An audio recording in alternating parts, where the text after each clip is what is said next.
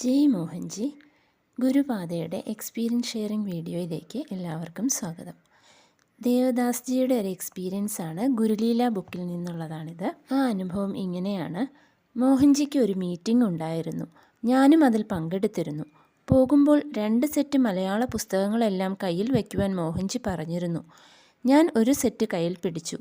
2 set കാറിൽ ഒരു പാക്കറ്റിലും കരുതിയിരുന്നു. ആകെ 3 സെറ്റ്. അഥവാ ആവശ്യം വന്നെങ്കിലോ എന്ന് വിചാരിച്ച് ഒരെണ്ണം അധികം വെച്ചതാണ്. മീറ്റിംഗ് റൂമിൽ കയറിയപ്പോൾ ഞങ്ങൾ, അതായത് മോഹൻജി, വേറൊരാൾ, പിന്നെ ഞാൻ മാത്രമേ ഉണ്ടായിരുന്നുള്ളൂ. അല്പനേരം കഴിഞ്ഞപ്പോൾ ഒരാൾ വന്നു. പിന്നെ 3 പേർ വന്നു.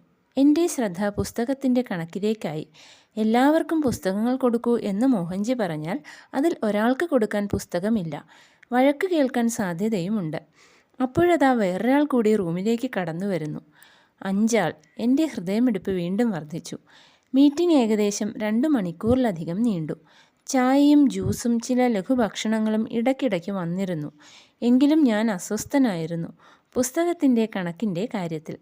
മീറ്റിംഗ് അവസാനിക്കാറായപ്പോൾ ശ്രീപാദ ശ്രീവല്ലഭ ചരിതാമൃതം പുസ്തകം എത്രയുണ്ടെന്ന് മോഹൻജി ചോദിച്ചു. എൻ്റെ കയ്യിൽ 1ഉം 2 കാറിലുമുണ്ടെന്ന് ഞാൻ പറഞ്ഞു. ഉള്ളതെടുത്തുകൊണ്ടുവരൂ എന്നായി മോഹൻജി. ഞാൻ താഴേക്കിറങ്ങി കാറിലിരിക്കുന്ന പെട്ടിയിൽ നിന്നും 2 ശ്രീപാദ ശ്രീവല്ലഭ ചരിതാമൃതം പുസ്തകം എടുക്കാൻ പെട്ടി തുറന്നു. 1, 2, 3, 4 ശ്രീപാദ ശ്രീവല്ലഭ ചരിതാമൃത പുസ്തകങ്ങൾ. ഒരെണ്ണം മീറ്റിംഗ് റൂമിലും. ഇതെങ്ങനെ സംഭവിച്ചു എന്നൊരു പിടിയുമില്ല. ജയ് മോഹൻജി. 5 പേർക്കും ഓരോന്ന് വീതം മോഹൻജി കൊടുത്തു. അപ്പോൾ എൻ്റെ വെറും മനസ്സ് പറഞ്ഞു, ചിലപ്പോൾ ഞാൻ തന്നെ വെച്ചതാകും, എണ്ണം മറന്നതാകാം. പാലക്കാട്ടേക്ക് തിരിച്ചു വരുമ്പോൾ പല വർത്തമാനങ്ങൾക്കിടയ്ക്ക് ഞാൻ ഈ കാര്യം സൂചിപ്പിച്ചു. എങ്കിലും 3 പുസ്തകം എങ്ങനെ 5 ആയി ഗുരുജി എന്ന് ധൈര്യമായി ചോദിച്ചു. ഞാനത് അറിഞ്ഞു. ഒരു സാധനം ഇരട്ടിപ്പിക്കാൻ അത്ര വിഷമമൊന്നുമില്ല എന്ന് ചിരിച്ചുകൊണ്ട് മോഹൻജി മറുപടി പറഞ്ഞു. വീട്ടിലെത്തിയപ്പോൾ എൻ്റെ ഭാര്യയും അനുജത്തിയും പറയുന്നു, വൈകുന്നേരം ആരതി ചെയ്യുമ്പോൾ ശക്തിയോടെ വാതിൽ തുറന്ന് ആരോ വരുന്ന പോലെ അവർക്ക് അനുഭവപ്പെട്ടത്രേ. ഇതുപോലെ ഒരു അനുഭവം എനിക്കും ഉണ്ടായി. അത് ബുക്കിൻ്റെ കാര്യത്തിലല്ല, പണത്തിൻ്റെ കാര്യത്തിലാണ്. അതായത് ഒരു ദിവസം എൻ്റെ മോളുടെ സ്കൂളിൽ ആനിവേഴ്സറി പ്രോഗ്രാംസ് നടക്കുകയാണ്. അപ്പോൾ എനിക്കും ഹസ്ബൻഡിൻ്റെ അമ്മയ്ക്കും അങ്ങോട്ടേക്ക് പോകണം. അപ്പോൾ ഓട്ടോയ്ക്ക് പോകണം. തിരിച്ച് രാത്രി പ്രോഗ്രാമൊക്കെ കഴിഞ്ഞ് രാത്രിയാകും. അപ്പോൾ ഹസ്ബൻഡ് വിളിക്കാൻ വരാം എന്നൊക്കെ പറഞ്ഞിരുന്നു. അങ്ങനെ ഞാൻ പേഴ്സൊക്കെ എടുത്തു. അപ്പോൾ ഒരു 500ൻ്റെ ഒരു നോട്ടും വെച്ചു. പിന്നെ ചേഞ്ച് ഓട്ടോയ്ക്ക് കൊടുക്കാനായിട്ട് നോക്കിയപ്പോൾ 50ൻ്റെ 4 നോട്ടാണ് എൻ്റെ കയ്യിൽ ഉണ്ടായിരുന്നത്. പിന്നെ ഒരു 20 രൂപ നോട്ടും ഉണ്ടായിരുന്നു. അങ്ങനെ പോകാനുള്ള ക്യാഷ് ഏതായാലും ഉണ്ട്, തിരിച്ച് വരുമ്പോൾ ഹസ്ബൻഡ് വരുമല്ലോ, കുഴപ്പമില്ല എന്നൊക്കെ വിചാരിച്ച് ഞങ്ങൾ ഇറങ്ങി. അങ്ങനെ പോയപ്പോൾ ഓട്ടോയ്ക്ക് 120 രൂപയായി. അത് കഴിഞ്ഞപ്പോൾ ബാക്കി എൻ്റെ കയ്യിൽ 50 രൂപയുടെ 2 നോട്ടുകൾ മാത്രമേ ഉള്ളൂ. തിരിച്ച് വരുന്ന സമയത്ത് ഹസ്ബൻഡിന് ഓഫീസിൽ കുറച്ച് തിരക്ക് വന്നത് കാരണം നിങ്ങൾ തന്നെ ഓട്ടോയിൽ പോയിക്കോ എന്ന് വിളിച്ചു പറഞ്ഞു. അങ്ങനെ തിരിച്ച് ഓട്ടോ കിട്ടാൻ അവിടെ കുറച്ച് വിഷമമാണ്. അങ്ങനെ കുറച്ച് നിന്നു. അപ്പോൾ ഒരു ഓട്ടോ ഭാഗ്യത്തിന് കിട്ടി. ആ ഓട്ടോയിൽ കയറി ഞങ്ങൾ തിരിച്ച് വീട്ടിലേക്ക് വന്നു. വീട്ടിലേക്ക് വന്നപ്പോൾ എനിക്കറിയാം എൻ്റെ കയ്യിൽ ആകെ 100 ഉള്ളൂ. അങ്ങോട്ട് പോകാൻ 120 രാത്രി ആയത് കാരണം കൂടുതൽ പൈസ വാങ്ങും. അപ്പോൾ ചോദിച്ചപ്പോൾ പറഞ്ഞു 150 രൂപയായി എന്ന് പറഞ്ഞു. അപ്പോൾ ഞാൻ 500 രൂപ കൊടുത്തപ്പോൾ ചേഞ്ച് ഇല്ല എന്ന് പറഞ്ഞു. അപ്പോൾ ഞാൻ പറഞ്ഞു എന്നാൽ ഗൂഗിൾ പേ ചെയ്യാം അങ്ങനെ പറഞ്ഞു. അപ്പോൾ പറഞ്ഞു ഗൂഗിൾ പേയും ഇല്ല കയ്യിൽ. അമ്മയും കുട്ടികളൊക്കെ വീട്ടിലേക്ക് കയറിപ്പോയി. ഞാൻ മാത്രം അവിടെ ഓട്ടോയുടെ അടുത്തുണ്ട്. അവിടെ ആണെങ്കിൽ ലൈറ്റ് ഒരു അരണ്ട വെളിച്ചം മാത്രമേ ഉള്ളൂ. വീട്ടിൽ നിന്നുള്ള സ്ട്രീറ്റായിട്ട് കത്തുന്നില്ല.